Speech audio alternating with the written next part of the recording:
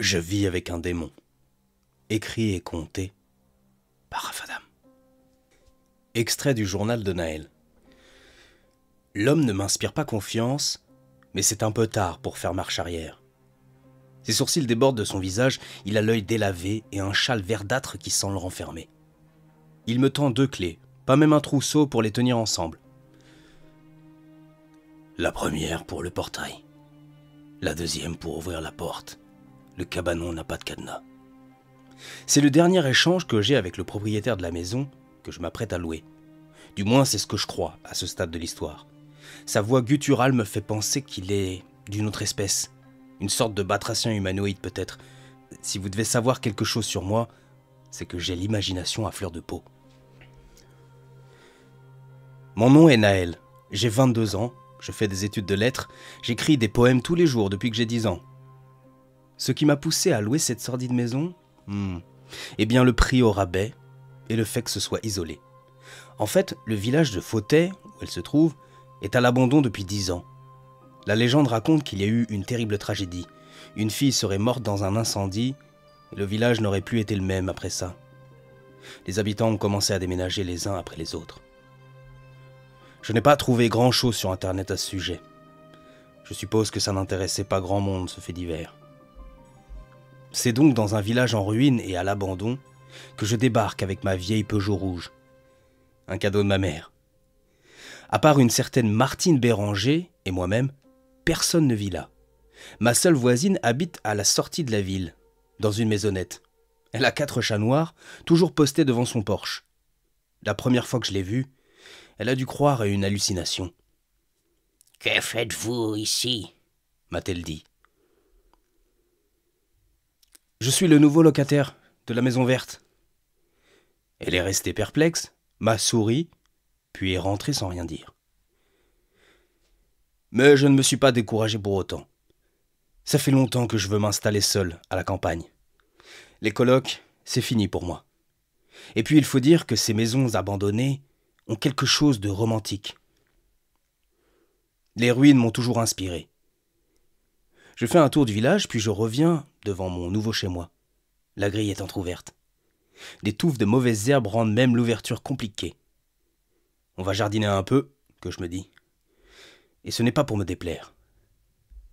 De part et d'autre de l'allée, il y a des rosiers. Je les couperai à ras, car je déteste les roses. Elles sont beaucoup trop surcotées, si vous voulez mon avis. Je préfère la lavande. J'en fais des infusions pour mon asthme, et aussi pour trouver le sommeil.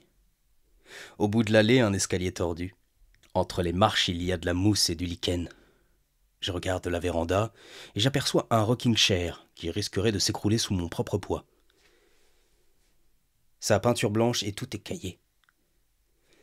Les volets verts sont fermés et gagnés par du lierre. J'inspire un bon coup, les mains sur les hanches, le sourire un peu niais. J'ai toujours voulu une maison. Même si je suis locataire, je vais en faire un nid douillet. Je décharge mon coffre.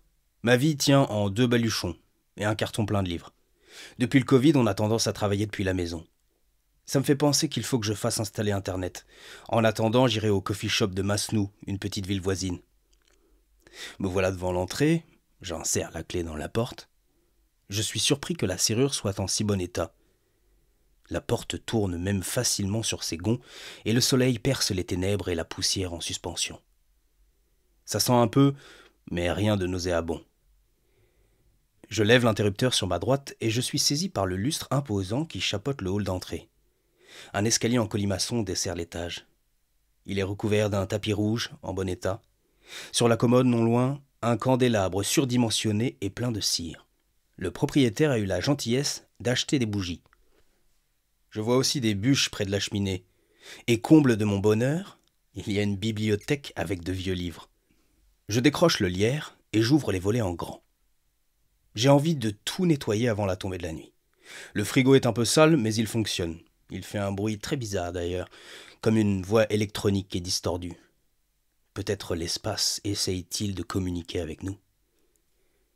Je reviens avec les gants de ménage et les produits que j'ai achetés en route. Je vous épargne les détails de ma session de ménage qui dura 3 bonnes heures. Et naturellement, je remets le jardinage à plus tard. Je suis là, assis dans le sofa, exténué. La journée a été longue, mais me voilà chez moi. J'ai peu de réseau sur mon téléphone, mais ça passe. Quelques messages à mon père, et j'éteins cet objet du mal. En général, j'évite les écrans passés 22 heures, sinon je dors mal. La tisane fume sur la table basse en bois massif. J'ai allumé un feu de cheminée qui crépite. Je crois que je vais dormir dans le sofa. Je tends le bras pour prendre mon plaid. Vous l'aurez compris, je suis du genre cocooning. Et je m'endors facilement. Un vent fait craquer une branche dehors. Mais autrement, la nuit est calme. Ce silence est presque effrayant. Je n'ai pas entendu les oiseaux chanter. Peut-être me réveilleront-ils au matin. Réveil difficile. Je suis super ensuqué. J'ai la mâchoire contractée et un début de torticolis. Je ne me rappelle pas de mon rêve, chose rare ces temps-ci. J'ai dû dormir profondément, bien que tendu. Le feu n'est plus qu'un tas de cendres et de braises mourantes. Je me jette hors du lit, prépare un café à la va-vite. Il y a un secrétaire près de la fenêtre, c'est là que je travaillerai. Mon notebook est ouvert à la dernière page. Je prends mon stylo pour écrire mon poème matinal, comme à mon habitude, mais je reste transi par le doute. Il y a quelque chose d'écrit. Je n'arrive pas bien à lire. En fait, j'arrive pas à lire du tout. C'est pire qu'une écriture de médecin. Mais je suis à peu près sûr que la page était immaculée, puisque c'est ma routine. Je laisse toujours mon notebook ouvert à la dernière page, et cette page est toujours vierge. Or, il y a là une phrase décrite. Je me gratte la tête en essayant de me remémorer la soirée. Je me revois étendu sur le sofa. Peut-être que je me suis levé pour écrire, mais que la fatigue a eu raison de moi. À moins que je ne sois somnambule. Toujours est-il que cette phrase vient de m'ôter l'envie d'écrire. Je réalise aussi que je ne suis même pas allé à l'étage hier. Contrarié, je décide d'abord de m'attaquer au jardin. Je décapite les rosiers que je brûlerai ce soir. Dans le coin du petit jardin, il y a un sol pleureur qui donne une ombre agréable. Une table et 2 chaises en fer blanc ont été installées dessous. Le cabanon, avec les outils de jardinage, est attenant. Avec ma bêche, je remue la terre. Point de vers de terre. Elle semble assez stérile. Pourtant, les rosiers n'avaient pas mauvaise allure. Je plante les graines de tournesol et la lavande que m'a donnée ma mère. Elle était triste de me voir partir. Mais mon père lui a dit qu'il était grand temps pour moi d'avoir mon chez-soi. Si vous voulez mon avis, je crois que mon père est bien content de disposer de ma mère. Mon père est un homme à femme, et malgré son âge, sa libido est toujours au top. Faut dire que je ne les ai jamais entendus le faire, donc j'imagine qu'il ne le faisait pas souvent. D'ailleurs, puisqu'on y est, vous devez savoir que je sors d'une rupture difficile. Asunción, une Andalouse, ma première.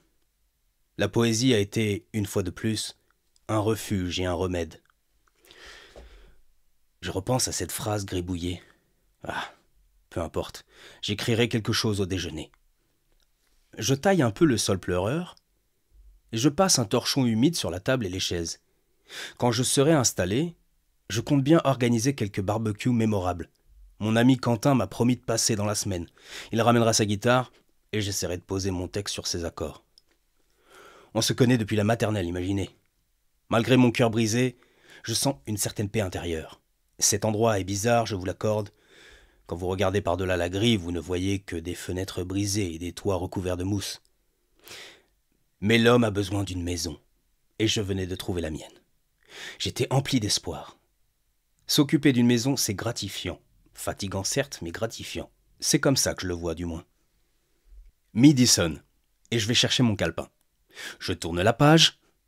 Une autre phrase, cette fois lisible. Je ne l'avais pas vu jusque-là. Il est écrit « La voix trace une voix. Le poète la suit, car il se sait chez lui. » Je repose le notebook sur la table en fer blanc et je reste de longues minutes à méditer. Je ne sais absolument pas ce que j'ai voulu dire. Je ne me rappelle même pas avoir écrit ces lignes. Je suis si perplexe que j'en oublie de manger. Je décide de me changer les idées. Je prends les essais de Montaigne et je pars en balade. C'est la première fois depuis des semaines que je n'écris pas. Je me sens vide. Le chagrin se fait plus manifeste et je suis pris de nostalgie. Je repense à Asunción et à la première fois qu'elle est venue me chercher à la gare de Cordoue. Oh, la distance n'a rien arrangé. Mais on s'aimait, je crois. Je ne sais pas pourquoi on s'est quittés. Je suppose qu'on était mieux l'un sans l'autre, on était devenus tristes ensemble. Et puis le sexe ne marchait plus. Montaigne m'aide à penser à autre chose. Il nous fait redécouvrir les anciens. J'ai une présentation à rendre sur ces essais. C'est pas une mince affaire, mais entre ça et la maison, je serai bien occupé. C'est ce qu'il me faut. Ce que je découvre à l'étage me laisse pantois. Il y a un petit escalier qui communique la chambre à coucher avec un petit grenier, sous le toit incliné. Le propriétaire n'a pas pris la peine de retirer les cartons et les antiquités. La minuscule fenêtre ovale laisse à peine entrer la lumière et l'interrupteur ne marche pas. Alors j'utilise la lanterne de mon smartphone. Dans le dédale d'objets, je trouve un magnifique cahier en cuir. Je l'ouvre par le milieu et une sensation étrange me gagne. Un shoot d'adrénaline. Les pages sont vierges. Elles m'appellent. Je devrais demander au proprio avant de maculer ces pages de mon écriture automatique du reste, et qui semble ne jamais tarir. Mais l'homme ne m'a rien dit à ce sujet. Et puis, je suis déjà tout excité à l'idée d'écrire. Le papier est robuste, je jette un coup d'œil rapide au reste, mais rien n'éveille particulièrement mon intérêt. Sauf peut-être un grand miroir recouvert d'une couverture brune. Je redescends dans ma chambre, l'échelle de bois grince et la poussière tombe sur le parquet aux lattes dénivelées. Je m'assois sur le grand lit à baldaquin, les ressorts grincent un peu. Vite, il me faut une plume. Je tends le bras vers ma table de nuit et je prends un stylo feutre noir bien gras. J'adore quand l'écriture s'approche de la calligraphie. J'écris ces lignes sans réfléchir, sans laisser la conscience prendre le relais ou la morale me freiner. Le peintre enchaîné à sa toile bave de rage. Il veut croire à son mirage. Mais des chaînes rouillées tranchent ses poignets et lui rappellent sa triste réalité. L'artiste se meurt, les pieds imbibés de son sang. Le temps est compté, goutte après goutte. Bientôt il pleure et dilue le parquet pourpre. Son tableau, c'est lui. Le créatif écrasé et vaincu par tant d'aspérité. Il faut bien manger, lui dit sa mère, mais il préfère mourir là, dans l'atelier oublié. Oh, voilà une tourterelle au balcon. Encore 3 et il pourra s'envoler direction le pays des inadaptés. La réincarnation n'est pas une nation pour les enfants de la liberté. Le réveil sonne. 7 heures, nous dit l'aiguille qui perce la cornée du travailleur ensuqué. Encore un jour débile à souhait. L'asile des aveuglés fait porte ouverte. Venez donc, mesdames, messieurs, voir les bêtes de foire. Ceux qui ne savent plus où aller. Ils n'attendent qu'une minuscule attention. Laissez-leur un denier, si en vous rugit l'émotion. Après tout, n'est-ce pas vous qui dirigez le mécénat? Pourquoi j'écris ça, je ne sais pas. J'intitule ce poème minute « Toiles enchaînées ». Mais à peine ai-je terminé d'écrire qu'une phrase apparaît à la suite de mon texte. Est-ce là ce que tu appelles poésie? Je laisse tomber le cahier au sol et je recule sur le lit. Le cahier est hors de ma vue, je n'ose plus bouger. Je ne suis pas fou. Cette fois, j'ai vu les mots s'assembler seuls. L'encre imbibait le papier. Mais ce qui me rend perplexe, c'est que c'est exactement mon écriture. Ce cahier est hanté. Le vent s'engouffre par la fenêtre entr'ouverte et fait danser les rideaux. Je rampe jusqu'au bord du lit. Le cahier gît face contre terre. Je le prends en tremblant. Oh, ça écrit encore. Je n'en crois pas mes yeux. Un esprit ou je ne sais quoi macule les pages sous mes yeux. Et il connaît mon nom. Ne prends pas peur, Naël. Je suis la voix. Bientôt tu n'auras plus besoin de me lire, car je serai dans ta tête. Je referme le cahier et je descends courant. J'ai la nausée. Je croise mon regard dans le miroir de l'entrée. J'ai le teint blême, je vais m'évanouir. J'ouvre la porte en grand. Le soleil me redonne de la force. Mais je ne vais pas plus loin que le rocking chair. Je m'assois et je prends de grandes inspirations. Le stress vient de déclencher une crise d'asthme. Et là, tandis que je fais mon possible pour ne pas perdre la raison, le vent tournoie dans l'allée et remue la poussière. Une petite tornade se forme puis disparaît, laissant place au silence. Un silence qu'on ne peut trouver que dans les cimetières. Et encore, aucun oiseau ne chante. J'entends seulement craquer le sol pleureur, puis plus rien. Juste mon cœur qui fait boum, boum, boum. Soudain, la porte se referme toute seule, je sursaute et je perds connaissance. Quand je me réveille, il fait presque nuit. J'ai envie d'aller voir ma voisine, mais la peur me retient. Même si la maison me fait peur désormais, quelque chose me retient. Je rentre timidement, regarde ça et là, rien d'anormal. Je vais allumer un feu. Je reste assis sur le sofa avec ma tisane, recroquevillé. J'ai besoin de parler à quelqu'un, mais une certaine inertie m'en empêche. Et soudain, je l'entends. Cette voix dans ma tête, si dérangeante. Ce n'est pas la voix de mon ego. Ce ne sont pas mes pensées, mais une entité à part qui dit haut et fort « Tu es maintenant mon hôte. Tu n'es pas fou. Je suis une voix très ancienne. J'ai eu de nombreux hôtes, mais jamais un poète. » Elle se tait, comme si elle attend de moi une réponse. Je regarde autour de moi, mais il n'y a personne. Mon regard se fiche sur le pantin qui repose à même le sol et qui m'avait paru sympathique jusque-là. Mais ça ne vient pas de lui. C'est juste un pantin de bois. Je finis par lui parler. Vu de l'extérieur, je parle seul et je passe pour un dément. « Qu'est-ce que tu veux de moi ?»« La question, c'est ce que tu veux, toi, de moi. C'est bien toi qui m'as réveillé. »« Je n'ai rien fait. Je ne vous connais même pas. » Oh, c'est ce qu'ils disent tous. Ils écrivent, puis s'étonnent de me voir débarquer. Mais qui êtes-vous? Êtes-vous seulement une personne? Vous êtes un démon? Je suis la voix. J'ai hiberné, et me voilà réveillé. Je vis en toi désormais. Mais je ne veux pas vous avoir dans ma tête. Sortez de ma tête. Pendant un instant, je crois qu'elle est partie. J'entends seulement le feu crépiter dans la cheminée. Je soupire, mais je n'ai pas le temps de décompresser qu'elle revient. Écris-moi donc un poème. Oh non, par pitié, sortez de ma tête. Écris, ou je te ferai grand mal. Vous ne pouvez rien me faire. Vous n'existez pas, vous êtes une hallucination. Tu ne veux donc pas écrire pour moi? Je refuse de lui répondre et j'attends comme un idiot. Très bien. C'est ton choix. J'entends alors des cris par écho dans le lointain. Je commence même à voir des images défiler en moi. Un entrepôt en feu, une fille à l'agonie, des plaintes à l'extérieur. Que faites-vous? Mais j'ai beau protester, la vision de cauchemar perdure. Soudain, je comprends. C'est la tragédie de Fautet. Je vois les objets du mal, le village en ruine. Vous êtes l'antiquaire, c'est ça? Arrêtez ça, je vous en prie. Je vais vous écrire un poème. Voilà, regardez, j'écris. Je me rue sur mon calepin. Je prends une page au hasard et j'écris ces lignes. Mes fenêtres ne s'ouvrent plus. Au sol, un papier avec écrit « En grève ». J'essaie d'ouvrir, mais rien à faire. Pire, elles murmurent qu'elles sont démissionnaires. Des missionnaires débarquent et concluent un cas désespéré.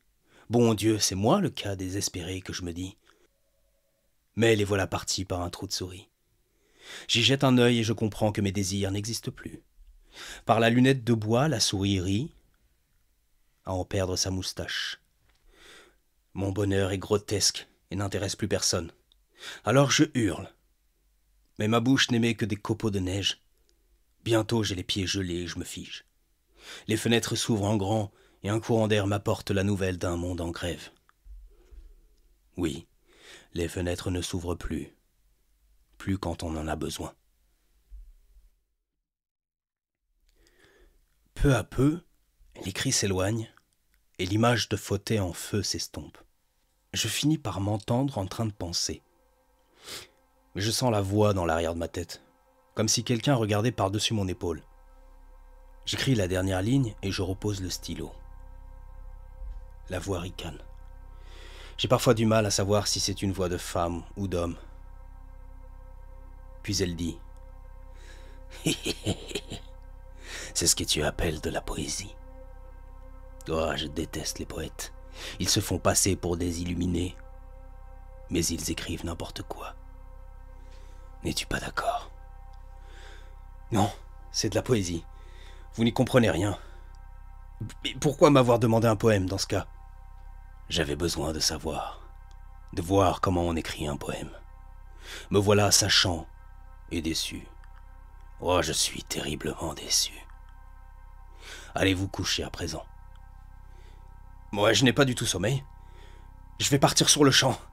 Cette maison est hantée. J'aurais dû m'en douter. Et sur ces mots, je vais chercher mon manteau. Je mets mon calepin dans ma poche et ce dont j'ai besoin dans l'autre.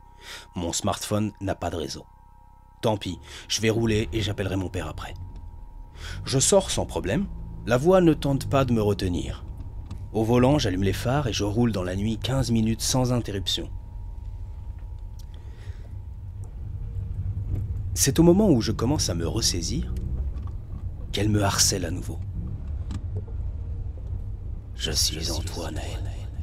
Où que tu sois, où que tu ailles, ça ne changera rien. Fais demi-tour, tu es à moi. Personne ne pourra t'aider. Tu es mon poète adoré. Je déteste les poètes, mais toi, je t'aime bien. Je pousse un hurlement de rage et de peur mêlée, puis je freine brusquement en plein milieu de la départementale. Je sors du véhicule, regarde autour de moi, hagard. J'ai envie de crier à l'aide, mais personne aux alentours. Je remonte dans la voiture et je fais demi-tour. Je viens de comprendre que je ne peux pas lutter. Elle vient de me renvoyer les images de fauteuil en feu et les cris d'agonie de cette fille, si désagréable, intenable. C'est un cauchemar réveillé. Je commence à pleurer. Je comprends que mon destin vient de chavirer. Un démon vit en moi. Un démon vit en moi. Comment je me retrouve devant le portail de ma voisine, un couteau à la main? Eh bien, ce n'est pas évident à expliquer. Je sens la voix en moi prendre racine toujours plus profondément. Parfois, je ne l'entends pas. Elle ne me parle pas, mais elle est là pourtant, tapis, comme une pression à l'arrière du crâne. Comme l'inconscient, vous n'en êtes pas conscient, mais c'est bien lui qui influe sur vos décisions les plus importantes. Les chats me regardent attentivement, assis nonchalamment sur le rebord de pierre et de lichen. Le soleil bien rond dans le ciel dégagé tape fort aujourd'hui. Je suis désolé d'interrompre leur sieste. Je suis là pour accomplir son œuvre macabre. La voix m'a dit textuellement « Tu iras chez ta voisine demain à midi, et tu feras ce que je te dis. » Je m'approche le couteau dans la main droite, la main gauche tendue vers le premier chat. Il a un œil voilé et blanc, sans doute ne voit-il pas de cet œil. Il est méfiant, mais il me laisse l'approcher, assez près. Je le caresse, il ronronne. Le soleil a dû l'ensuquer un peu. Soudain, je sens la nausée. J'ai déjà envie de vomir, mais je n'ai pas le choix. Il faut que je reste concentré, sinon la voix me fera souffrir le martyre. Elle me parlera dans mon sommeil, m'empêchera de dormir. Autant vous dire tout de suite que j'ai pris du retard sur ma présentation concernant Montaigne. À ce stade, j'avais encore l'espoir de poursuivre mes études. En vain. Autre chose importante, la voix me tutoie et me vouvoie. C'est selon son humeur. Quand elle n'obtient pas satisfaction ou que quelque chose la contrarie, elle a tendance à me vouvoyer. D'un geste éclair, je plante mon couteau dans le crâne du chat. Les trois autres miaulent, puis s'éloignent à la va-vite. Mon couteau est si profondément enfoncé que j'ai du mal à le retirer. Le chat essaye de me griffer, mais ses fonctions cognitives sont paralysées. Il tourne de l'œil et son corps est pris de convulsions. Je pose ma main sur son crâne pour enlever le couteau. La voisine sort sur le seuil de sa porte. « Hé, qu'est-ce que vous faites à mon chat ?» Mais je n'ai pas besoin de répondre. Elle voit le sang sortir de son chat étendu là, sur le rebord en pierre. « Assassin, tu vas me le payer, petit merdeux !» J'ai le cœur qui bat à tout rompre, mais je reste calme. Je crois que c'est la voix qui inhibe l'émotion, qui l'empêche de prendre le dessus. Je pousse le portail, la femme rentre, puis elle ressort avec une poêle qu'elle brandit à deux mains. « Je vais te tuer, salaud, salaud !» Elle a tellement l'habitude d'être seule par ici qu'elle n'appelle bien sûr pas à l'aide. Et elle n'a pas eu la présence d'esprit d'appeler la police. Je l'attends au milieu de la petite allée. Elle descend les marches du perron maladroitement. Sa hanche lui fait mal. Elle se jette sur moi. J'esquive sans effort et je lui plante le couteau dans le dos. Elle s'écroule à terre de tout son long. Essaye d'ôter le couteau au milieu de son dos. Elle gémit, tente de m'insulter, mais je ne comprends pas bien ce qu'elle dit. « C'est ça, Naël, me dit la voix. Voilà ce qu'est la poésie, la vraie. » Je me penche vers ma victime. Malgré la culpabilité que je sens venir, je retire le couteau d'un coup sec et la laisse inconsciente. Puis je plante la lame dans son crâne. La lame fait craquer la paroi, mais elle entre assez facilement. Je la poignarde 6 fois, tel que me l'ordonne la voix. Tout est calculé, je ne décide rien. Il te reste 3 chats à fouetter. Ils ne seront pas faciles à avoir, mais tu y arriveras. J'ai envie de demander ce qu'il faut faire du corps. J'ai même un instant de lucidité et je veux battre en retraite. Mais la voix me dit de ne pas m'en faire. Fauteuil est devenu un désert. Je suis le maître des lieux désormais, et la voix a de grands projets pour nous. Les 3 chats se sont réfugiés sur le mur de pierre qui borde la maison. Ils me regardent attentivement. C'est peine perdue de leur courir après. Je pourrais attendre la tombée de la nuit et me cacher dans la maison, leur tendre une embuscade près des bols où elle leur donne habituellement à manger. Mais j'ai une autre idée. Je sais que la voix valide car elle pousse ce petit soupir grave de satisfaction. Et c'est comme un vent chaud qui me pousse. Je vais vers le barbecue, il y a une bouteille de white spirit et un allume-gaz. Je vais pour prendre la bouteille, et je suis pris d'une réminiscence ou plutôt d'une vision. L'entrepôt en flammes. Je peux sentir la chaleur ardente des flammes. Je serre la bouteille et je m'approche doucement du mur. Les chats sont sur leur garde. J'asperge le plus proche, il détale, mais je l'ai eu. Je soupire. Je sens que ça va me prendre la journée, ces conneries. Pourquoi les chats ne se laissent pas caresser quand on veut les tuer? Il faut que je les amadoue avec la pâtée pour chat. Sois plus malin, me dit la voix. Si tu ne peux pas tuer un chat, tu ne me sers à rien. J'en ai déjà tué un. J'ai tué cette pauvre femme. Je ne termine pas ma phrase. Le fait de le dire haut et fort, ça me plombe. Je repense au drame d'Amityville et au père de famille qui a tué sa famille parce que la voix le lui avait dit. Je vais dire la même chose au juge? Tu divagues. Tu n'iras jamais devant le juge. Tu mourras sur scène en artiste. Je jette mon couteau de rage vers le mur d'enceinte. Il rebondit et retombe à terre inoffensif. La lame est pourtant maculée de sang et de cervelle, féline et humaine. Je commence à rire. C'est un rire nerveux, un vrai fou rire. Et la voix se met à rire en arrière-plan. Elle jubile. Je vais vers la vieille et je la retourne. Ses yeux révulsés me gênent, alors je les ferme. Je la traîne le long de l'allée. Puis je rentre son corps inerte dans la maison. Je l'installe sur le fauteuil près de la cheminée. Le souffle asthmatique, je mets mon plan en œuvre. Je mets les bols des chats près d'elle et j'y ajoute la pâtée que je mélange avec la mort au rat trouvée dans son sous-sol. Je laisse la porte d'entrée ouverte, puis j'attends à l'étage. La nuit tombe. J'entends miauler. Les chats reviennent. Le parquet craque normalement, mais je n'entends pas leurs pattes de velours. Ce n'est que leur bruit de langue qui me fait comprendre qu'ils mangent comme prévu. Je souris, et ce sourire m'effraie. Suis-je en train de prendre goût au macabre? La voix venait-elle de m'offrir une vie de liberté insoupçonnée? Je secoue la tête pour me ressaisir. Une larme s'échappe du coin de l'œil. C'est mon corps qui s'exprime. Il est accablé par le regret et la culpabilité. J'ai soudain une pulsion de mort. Je me vois au milieu du salon, près de la vieille, une corde autour du cou. 3 chats morts çà et là. Non, Naël. Le suicide, c'est pour les bons et les justes. Tu es maintenant un artisan du mal, tu es un soldat des enfers. Et nous ne nous embarrassons pas pour si peu. J'ai d'autres projets pour toi, beaucoup de gens vont mourir sous ta main.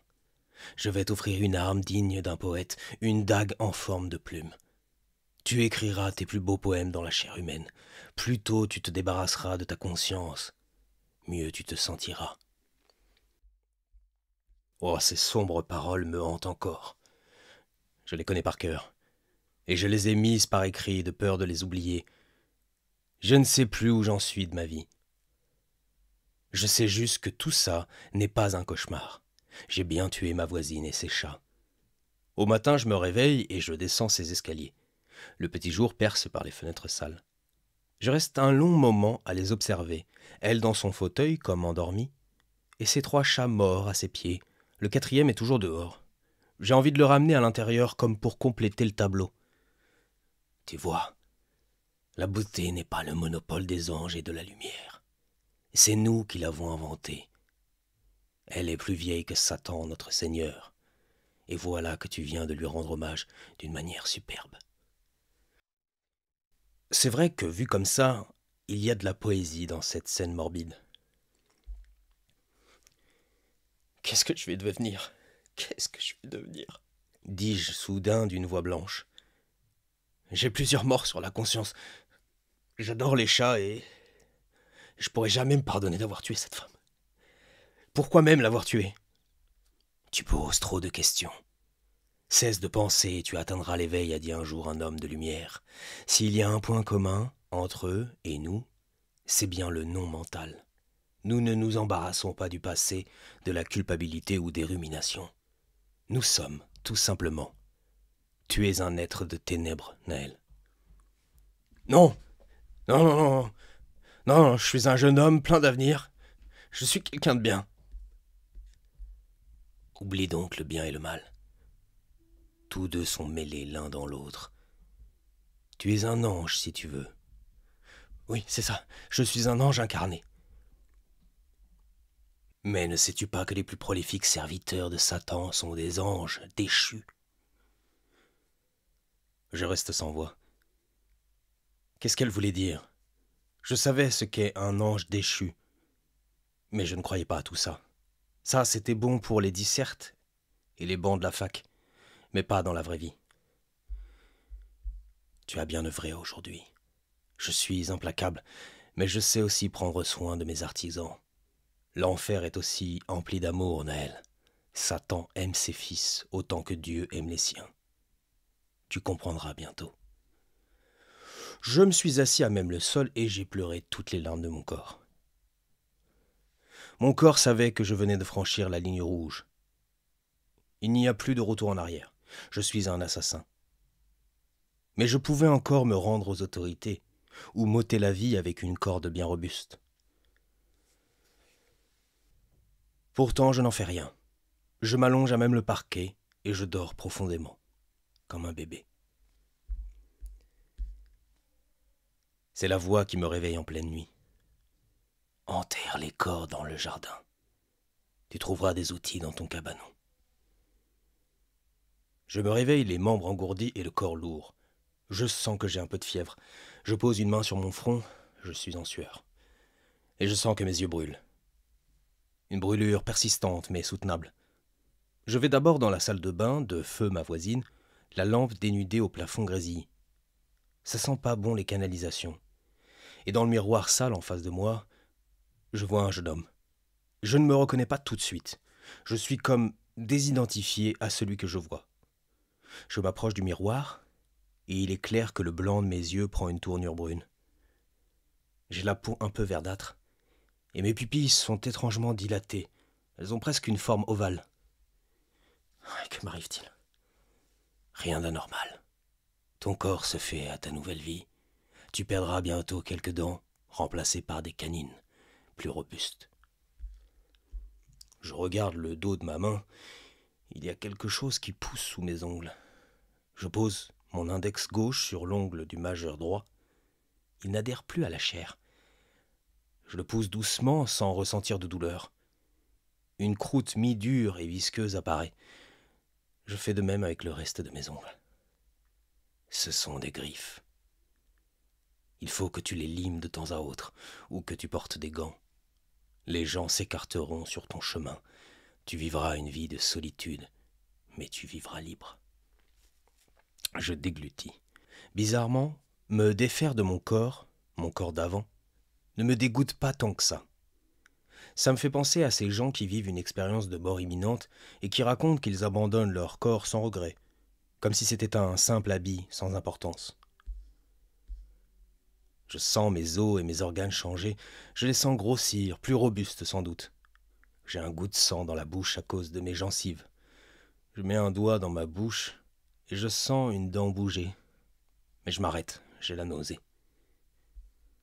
Je ressors chercher la pelle dans le cabanon. Je reviens et je commence à creuser une fosse.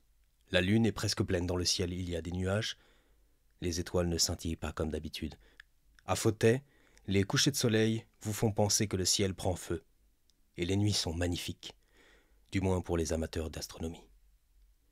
Ma voisine a un télescope dans son salon. Je pense que je vais lui emprunter. De toute manière, elle n'en a plus besoin puisqu'elle est dans les étoiles. La terre est sèche, pas agréable à creuser. Un vent frais vient caresser mon front en sueur. Je sens la fièvre retomber. La voix ne dit rien, c'est bon signe. De une pour mon repos intérieur, de deux parce que je m'entends penser. Et en cet instant, je me dis que j'ai vraiment envie de me pendre, de rejoindre ma voisine pour lui faire des excuses. Je suis sûr qu'elle me pardonnerait. J'ai enfin un trou assez large et profond pour accueillir mes victimes. Je vais chercher la femme, je la traîne comme un sac à patates. Sa robe aux motifs floraux remonte et j'aperçois ses jambes dénudées. Sa culotte de grand-mère aussi. Je me dis que les nécrophiles sont vraiment les pires pervers qui soient. Mais à peine ai-je le temps d'y penser que la voix résonne en moi par écho. « Vas-y, Naël. Franchis, c'est interdit. Je sais que tu y prendras goût. » Je relâche les jambes inertes et je fais un pas en arrière. « Jamais. Vous êtes un monstre. Comment osez-vous ?»« Ah, je vois que tu es encore un être de morale. Elle n'a plus besoin de son corps. Il ne lui appartient plus, Naël. Et tu mérites du bon temps. » Je vous déteste. Vous m'entendez, je vous déteste. J'ai déjà fait l'impensable. Mais ça... Allez vous faire foutre. Allez au diable. Elle rit. Elle rit si fort que j'ai les oreilles qui sifflent. Je me mets à pleurer tout en rabaissant la robe de la dame. Je la dépose aussi délicatement que possible dans le trou. J'essuie mes larmes, puis je vais chercher les chats. Et pris d'un accès de rage, je m'écrie. « Vous voulez peut-être que je viole les carcasses de chats, hein? Et puis quoi encore? Puis quoi d'autre? Où est-ce qu'on va comme ça? Ce sera quoi la prochaine fois ?» Mais la voix ne dit rien. Je place les chats autour de la femme et j'envoie de grandes pelletées de terre. Quand c'est fait, je sors les graines de tournesol qui me restaient et je les place dans la terre. C'est ma façon de rendre hommage aux enterrés. Allez vous coucher. Elle me vouvoie à nouveau. Demain est un jour important. Il faut que vous repreniez des forces. Je suis là, assis sur une chaise de jardin, les coudes sur les genoux, le regard hébété. Je ne comprends pas mon destin. Je n'avais pas prévu ça. Je me voyais professeur à l'université et poète à mes heures perdues. Édité dans une maison prestigieuse, oui, entouré d'amis et d'une fille qui m'aimerait pour qui je suis. Tout ça est tout à fait possible, Naël. Il te suffit d'être patient et d'accepter cette nouvelle vie qui s'offre à toi. Demain, tu iras voir le propriétaire. Il s'appelle Isma.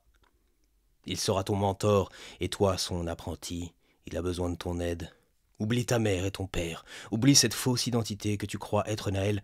Tu vas devenir quelqu'un. Oh que oui. Tu seras dans les annales des enfers, sois-en sûr. Tu as été choisi. Tu possèdes un potentiel dont tu soupçonnes à peine la portée. Naël, tu es un ange déchu. parce que tu as voulu égaler Dieu et que ta jalousie est sans borne. Tu répondras désormais sous le nom d'Azazel. Je rentre chez moi, l'âme malade. Les paroles de la voix résonnent en moi. Elles peinent à accrocher ma conscience. Je ne sais pas pourquoi, je ne sais pas quoi penser. J'ai besoin de repos. Alors j'allume un feu et je regarde les flammes danser sur les vieux livres.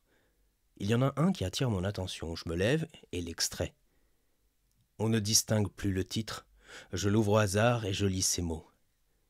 Et Azazel apprit aux hommes à fabriquer les épées et les glaives, le bouclier et la cuirasse de la poitrine, et il leur montra les métaux et l'art de les travailler, et les bracelets et les parures, et l'art de peindre le tour des yeux à l'antimoine, et d'embellir les paupières, et les pierres les plus belles et les plus précieuses, et toutes les teintures de couleurs, et la révolution du monde.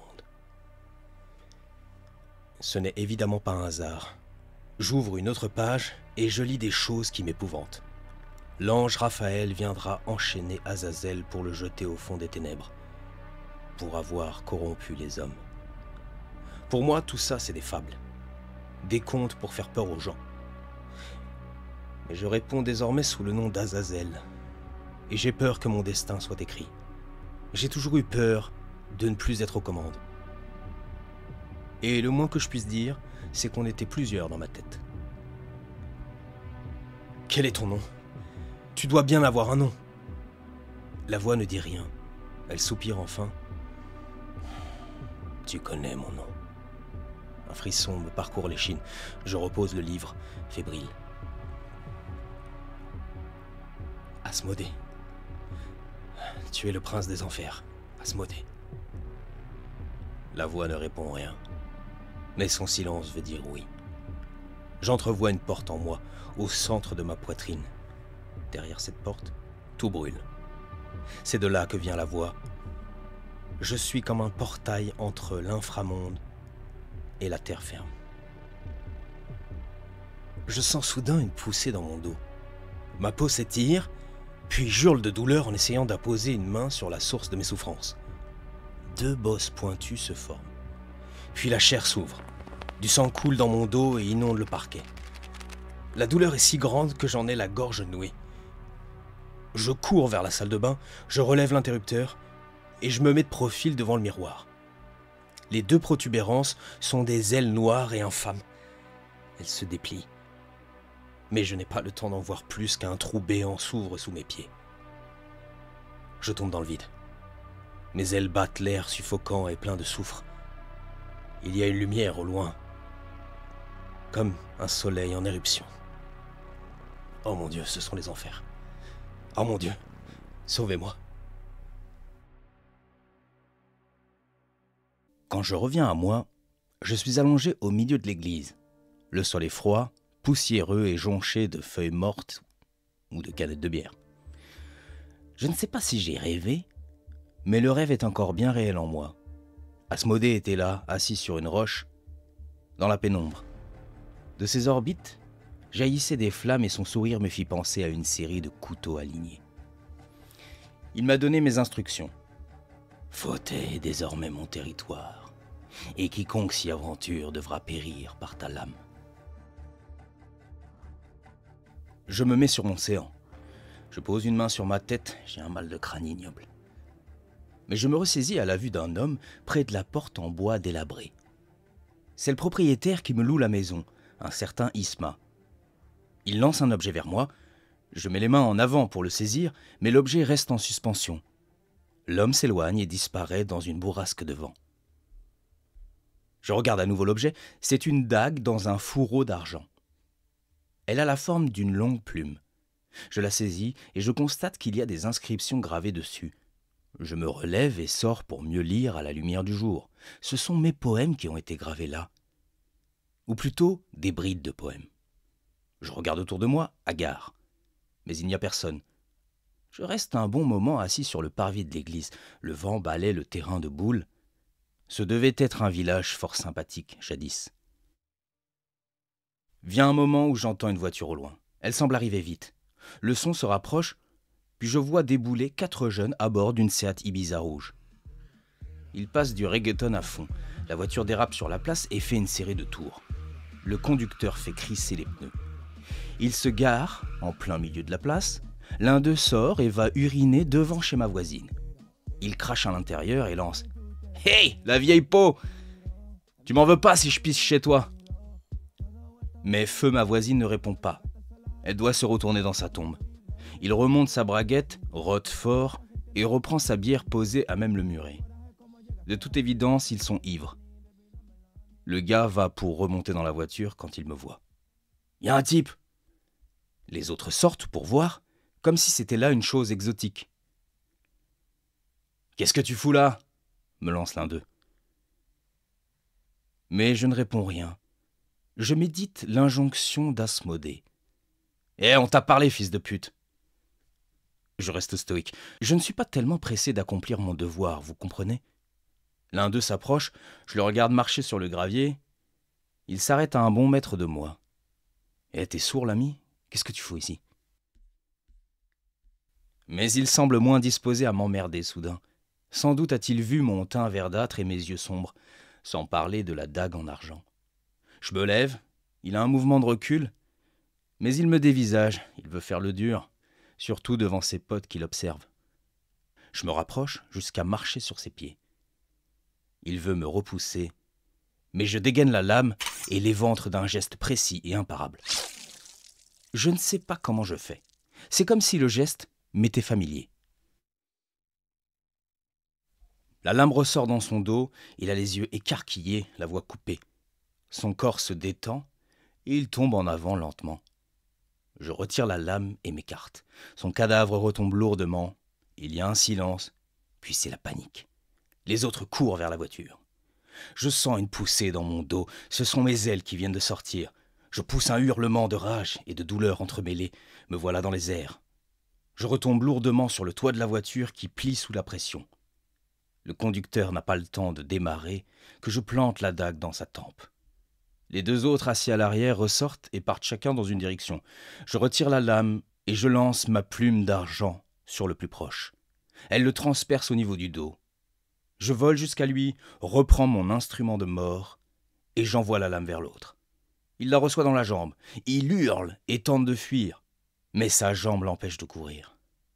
Il laisse une traînée de sang généreuse dans son sillage. Quand j'y repense, je ne ressens rien. Ni pitié, ni regret, ni culpabilité. Comme si j'avais fait ça toute ma vie. Le jeune type s'écroule et tente de retirer la lame, mais elle est enfoncée dans son os. Il tourne de l'œil. « Non, s'il te plaît, non !» Je retire la lame, il s'évanouit, puis je plante ma plume dans son crâne décervelé. Le corps est pris de quelques convulsions puis s'immobilise. Pour ma première soirée comme gardien de fauteuil, j'avais espéré plus tranquille. Va falloir nettoyer tout ça maintenant, que je pense. Alors j'ai pris le corps, sur mon dos ailé. Ses bras pendent autour de mon cou. Il était drôlement léger, à moins que ce ne soit moi qui soit devenu plus fort. J'atterris chez ma voisine, la pelle est encore là, et je creuse à nouveau. Cette fois, la fosse doit accueillir 4 corps humains. Ça me prend une bonne heure. Puis je gare la voiture dans un hangar abandonné que je referme avec un cadenas, ni vu ni connu. Je ne sais pas ce que vous penserez de moi, mais à ce stade, je me sens beaucoup mieux. Je sais que ma vie passée n'était qu'une farce. J'avais tenté de me frayer un chemin dans la vie estudiantine et active, mais la perspective qui m'était offerte n'était pas si réjouissante quand j'y pense. J'avais fait pas mal de petits boulots. Celui-là était de loin le plus excitant. Naël était mort, Azazel bien vivant. Je vais souvent chez ma voisine pour la simple raison qu'elle a quelques commodités en plus, dont la télé.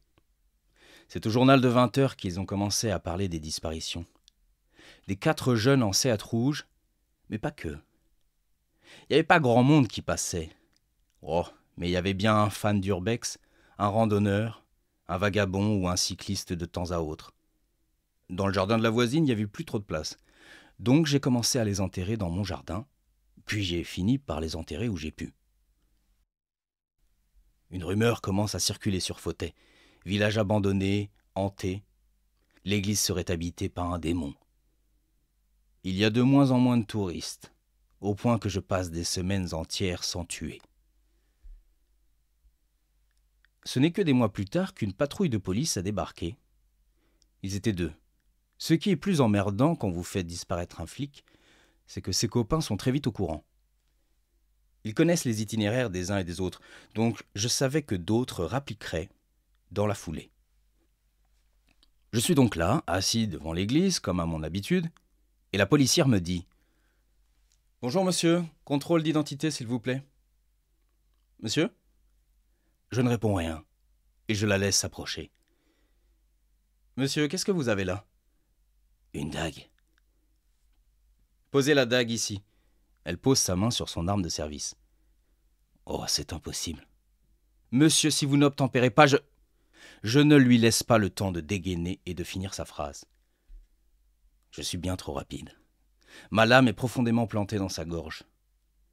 Elle meurt presque sur le coup. Son collègue, à quelques pas, pointe son arme sur moi et tire. La première balle m'atteint à l'épaule. J'évite la deuxième et me jette sur lui comme un lion. Il tire une troisième fois. La balle se meurt dans le gravier. Je lui saute dessus et le mords à la jugulaire. Du sang gicle. Il bascule sous mon poids. Ses cris d'agonie me laissent indifférent. Le goût du sang me met hors de moi. Je mords au nez et dévore son visage. Il se noie dans son propre sang. Je n'ai plus le sens des réalités. Je suis dans un état second que je ne connaissais pas. Mes canines robustes sont celles d'un vampire ou d'un loup. Je dévore la chair comme si c'était du beurre. Et quand je me relève, que je reprends un peu mes esprits, le policier n'a presque plus de tête. Son crâne déverse un semblant de cervelle. Je trouve ça partiellement répugnant, mais surtout très réjouissant, très poétique. Soudain, je pousse un cri en direction des cieux, et j'entends la voix à nouveau. Cela faisait longtemps. Hé hé hé, voilà un ange de la mort comme on les aime. Azazel, que ton nom soit sanctifié. Je vais me rasseoir sur le parvis. J'expulse l'air avec force par les naseaux. Ma blessure se referme à vue d'œil. Ma peau est d'une élasticité rare. Je sens à peine la brûlure. Je sens surtout du courroux. Je me demande si ce n'est pas toute la colère accumulée dans mes vies antérieures qui s'exprime. Je viens de tuer 2 policiers. Va falloir encore creuser. Heureusement, ce n'est pas la terre qui manque dans les champs. Je cache la voiture dans le garage d'un certain Lebrun, qui, bien entendu, n'occupe plus les lieux. C'est dans sa maison que j'ai eu des visions du passé. Je le revois mourir dans des conditions pour le moins étranges. À cause d'un miroir. L'antiquaire, une légende cet homme. Et Isma. Ah, je viens de comprendre. Isma était là quand Lebrun est mort. Il l'a vu se transformer en une carcasse immonde. Isma, c'est mon proprio. À qui je ne parle pas beaucoup, je vous l'accorde.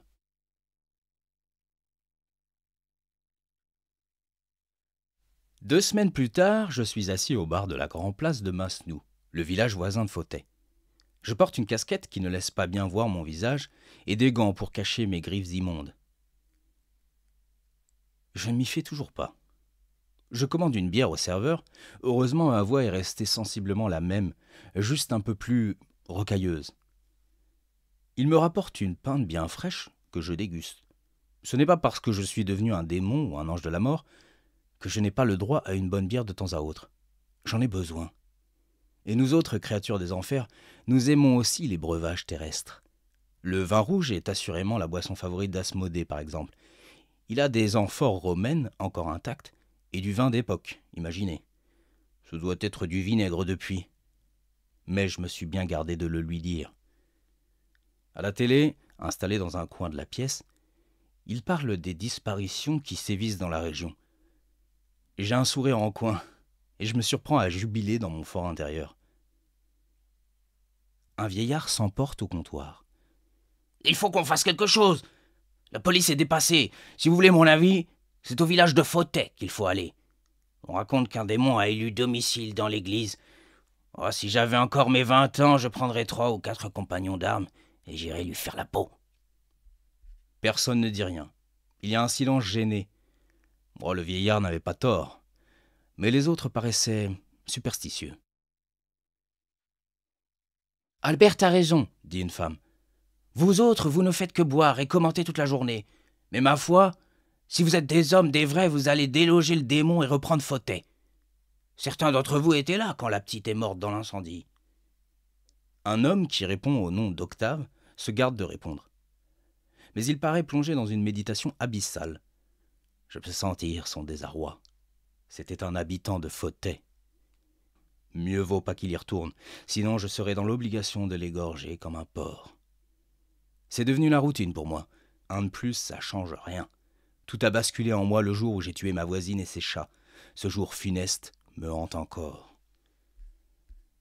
« Moi, je suis partant », intervient un grand gaillard nommé Rupert. « Je propose qu'on enferme le démon dans l'église et qu'on y mette le feu. Qui est avec moi ?»